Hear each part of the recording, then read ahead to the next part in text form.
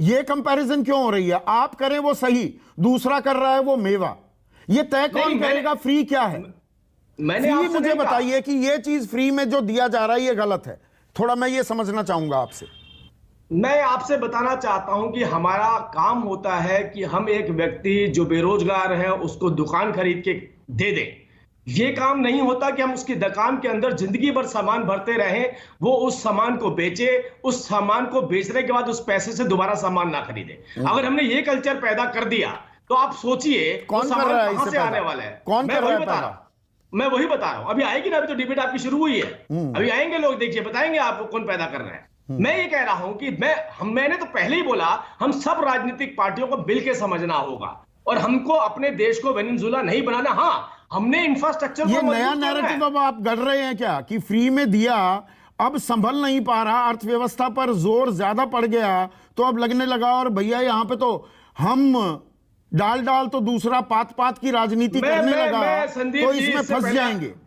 कड़वी हकीकत क्या ये है? इससे पहले आगे बढ़ूं, मैं इससे पहले आगे बढ़ूं, दिल्ली एक अच्छा शहर होता था।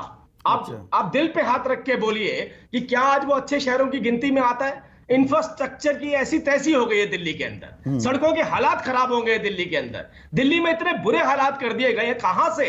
ये केवल और केवल ये लोगों को अट्रैक्ट करना, अपने वोट, उनके वोट को खरीदने की जो नीति है ना, इसने हमारे एक बड़े शहर दिल्ली की सड़कों की हालत बहुत खराब है। बुंदेलखंड एक्सप्रेसवे बनता है और बनने के 5 दिन में 5 जगह से टूट जाता है, उसकी हालत बहुत अच्छी है।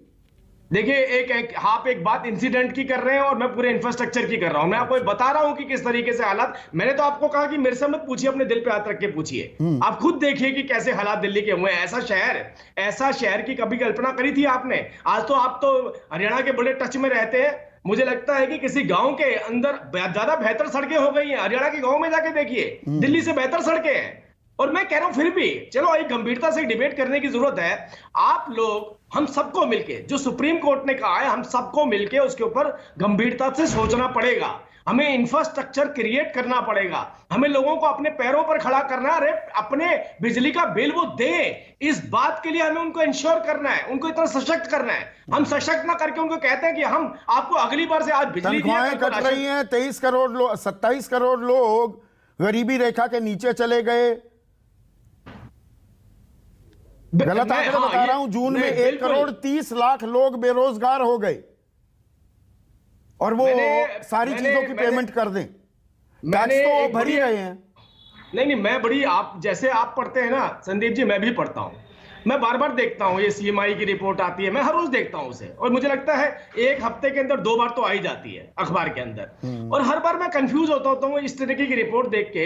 आज आप बताते हैं बेरोजगारी की दर कुछ और अगले दिन दिखाते हैं कि बेरोजगारी की दर कितनी बेरोजगारी है। मैं बता रहा हूं, अगले दिन ही बता देते हैं सरकार बेरोजगारी कम हो रही है। और आज की रिपोर्ट मैं बताता हूं, आज ही की रिपोर्ट है, आज ही की रिपोर्ट यह है कि लोगों की आर्थिक स्थिति बेहतर हो गई है। इस बार के त्योहार भी बेहतर निकलने वाले हैं, उनकी परचेज पावर भी बढ़ती जा रही है। आज ही की रिपोर्ट है ये, आज ही की न्यूज़पेपर के अंदर एक बड़ी रिपोर्ट आई है। खैर, आज जो आप चर्चा कर रहे हैं, मैं उस चर्चा पे फिर से आना चाहता हूं कि मैं कहता हूं कि हमें इस देश के हर व्यक्ति को जो उसके अधिकार बनते हैं उस तक पहुंचाने हैं, जो उसको आगे लेकर के जा सकते हैं वो काम करने हैं।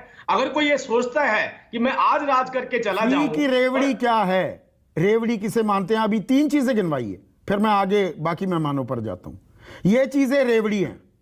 अभी भी मैं कंफ्यूज हूं कि रेवड़ी क्या है।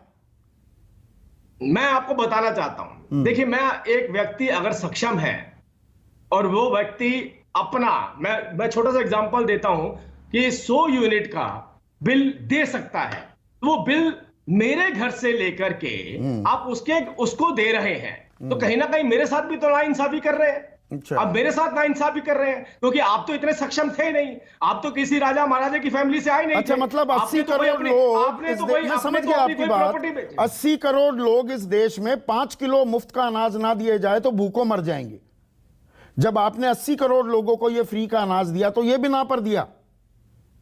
80 करोड़ लोग 5 किलो अनाज के बिना भूखे मर जाएंगे क्या? नहीं, मैं ऐसा तो नहीं है ना, इतनी बुरी हालत तो नहीं है। तो ये इतने लोगों को अनाज मुफ्त में देना की जरूरत क्या थी? चुनौतियों के वक्त चुनौतियों के बाद आलम यह हो गया था 137 करोड़ के देश में 80 करोड़ लोग 5 किलो अनाज ना मिले तो भूखों मर जाएंगे। जब तक वो अपने पैरों पर नहीं खड़े हो जाते, जब तक वो सशक्त 80 नहीं हो करोड़ लोग जाते, पैरों पर खड़े नहीं है। मैं आपको बता रहा हूं एक एडिशनल बेनिफिट, लेकिन मैं कह रहा हूं जब तक वो ये अपने एडिशनल पैरों पर बेनिफिट और बेहतर एडिशनल बेनिफिट तो रेवड़ी होती है।